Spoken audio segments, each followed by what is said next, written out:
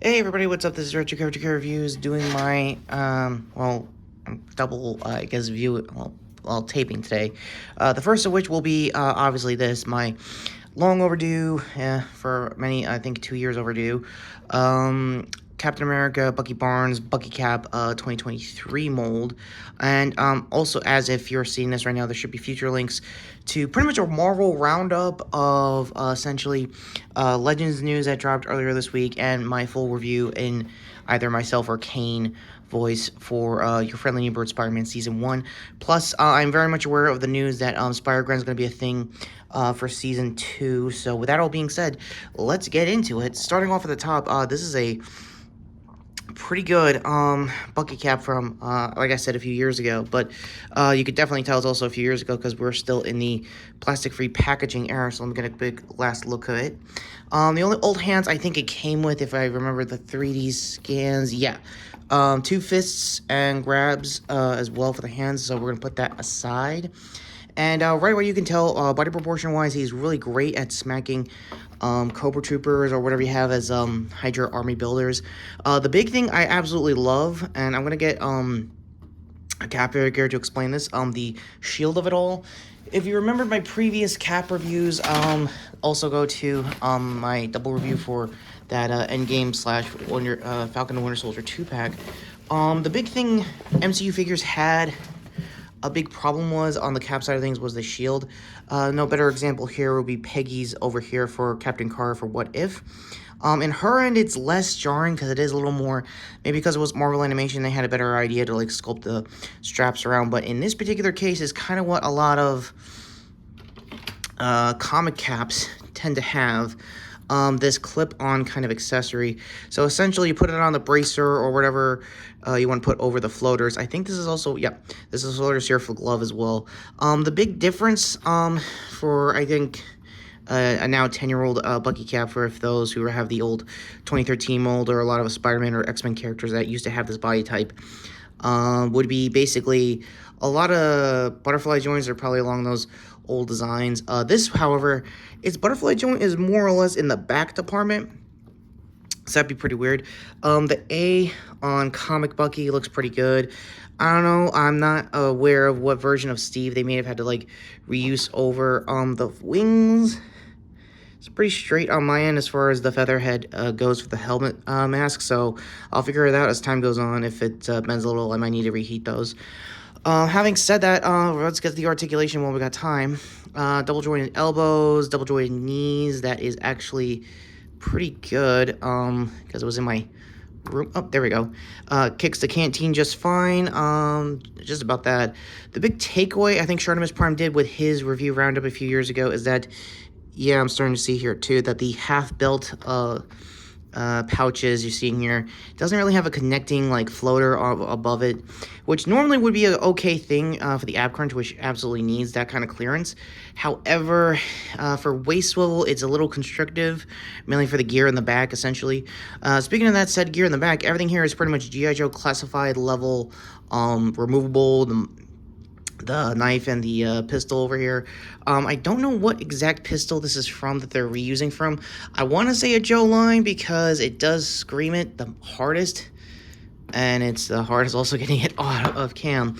So I don't know exactly what firearm this is. I'm going to take a wild guess. Is it OC because this is a new gen suppressor block kind of thing. So again, I don't reel steel too often. We're talking about modern weapons because I'm out of the loop on that. So the knife I could definitely tell is World War II, maybe Russian coded due to the programming he had in the comics and in the MCU proper. You guys probably remember. I think it was more gnarly in the books than it was when he was getting conditioned in the movies. So again, your mileage may vary. Speaking of which, the main reason why I got this figure was to be in time for essentially Thunderbolts coming up in May. Another cool thing I liked was the shield. Obviously the shield is a lot more durable, more rigid. I think that might have been a paint smotch up, unless that's supposed to be a thing from the comics, like it's supposed to have some denting because, you know, Bucky's not supposed to be that good with the shield versus, I guess, Steve and Sam. Another thing I like about the comic shields, more importantly, is this peg over here. That way I could backpack mount it pretty good, like a Joe figure, essentially. The only thing I'm missing is not too many hand options. I would love a purpose kind of grip hand, so that Bucky could control it a little better at like armor yellows like these. So another big thing I've got to do that everyone's basically done before we get the rest of the articulation mount is that this paired very well with like whatever G.I. Joe you had to kit bash with. If you saw my Insta earlier this week, I did a really good job pairing him with my Outback I got here. I used the head sculpt and the collar scarf from the Cobra guys to essentially do a really good mock-up. So if you don't mind, I'm going to try to recreate that, and we'll try to get back into articulation. So my overall thoughts with the figure, it's actually not bad for the legacy of this being what it is in the Legends community as far as memes go. It's quite a lot. Everyone and their mother has had their own versions of a Bucky Cat mold with whatever Legends figure you were trying to get the last 10 years, more or less. Hang on. Still swapping heads. Sorry, guys. Here we go. And I think the easiest when you start this kit bash is obviously the neckerchief. That way you can get a better hold of the whole situation. So let me try to get this on cam. No, I can't. Sorry. Or the hard part, actually, nope, I did it in reverse, my bad. So, let me do some history with this character. I think Cap's Bucky here was around during, I want to say, a secret invasion, or after. I know this is a post-Civil War character, essentially, in the comics. Alright, now, another reason why I went for the neckerchief, in case you could tell here, it does look a little scrunched up on Outback's head. It's probably because of the not that much on the dumbbell when it comes to clearance. So if there's anybody who's modified this for Joe's, definitely try to do like a V-shape kind of cut there. If not, in my case, cover-ups, hence where this comes in. And when I take my Action Force pack, I think Scar here, if you saw the photos, it looks a lot like, well, this. It's not perfect by any means. With that and the shield, you pretty much have a dead timeline kind of Bucky trying to like go through like, I don't know, maybe a World War Hulk / Maestro, or maybe a bunch of other dead Marvel timelines kind of Bucky. And right away you can tell from the head sculpt down, it's a really decent kit bash. I just did it live on cam, so if I could do it, you could do it too as far as head swaps go. So with that all being said, my final thoughts on just the build of the figure itself, it's not bad. It's more glossy than it looks on the photos, and especially the digital paint up here for the photos. Heads come out a lot better. Just saying that out of the gate. As far as articulation goes, like I said, it's mostly dumbbell on the head, decent ab crunch than I want to say the MCU version of Steve and Sam that I did earlier this year. Go to that.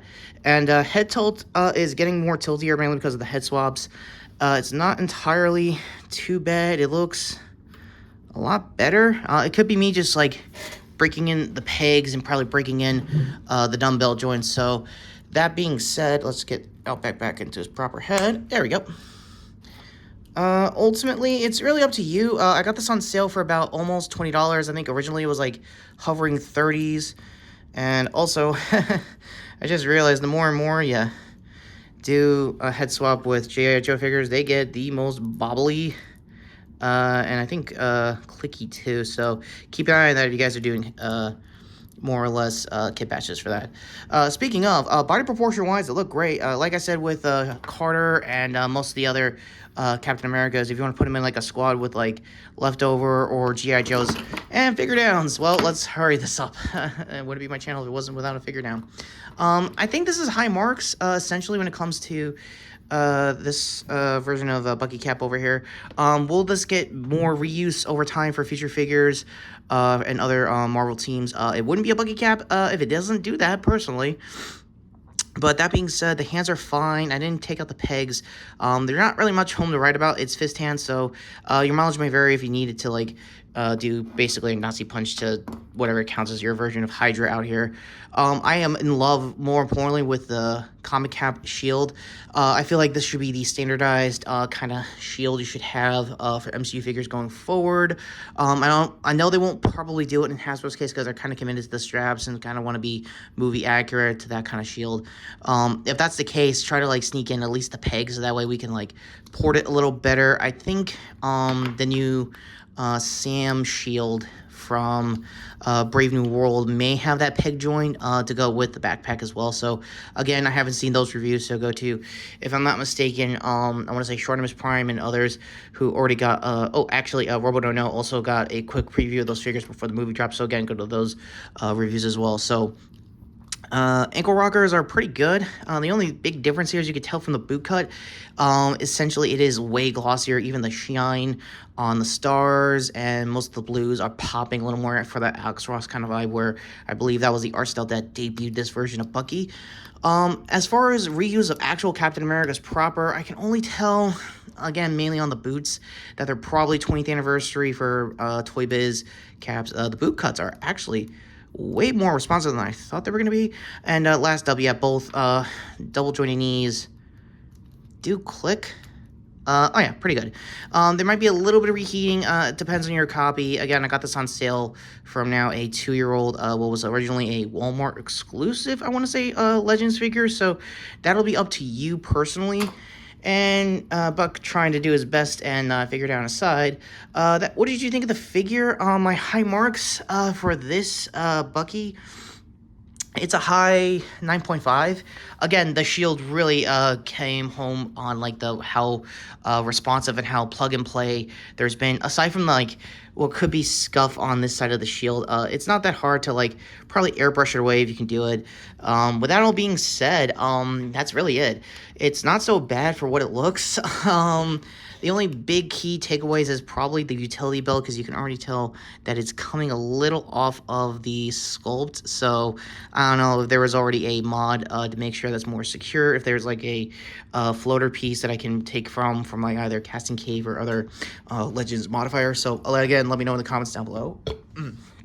Sorry, I had breakfast in between filming. So with that burp out of the way, go to Bucky over here to see, hopefully, my future Friendly Neighborhood Spider-Man review out later this weekend.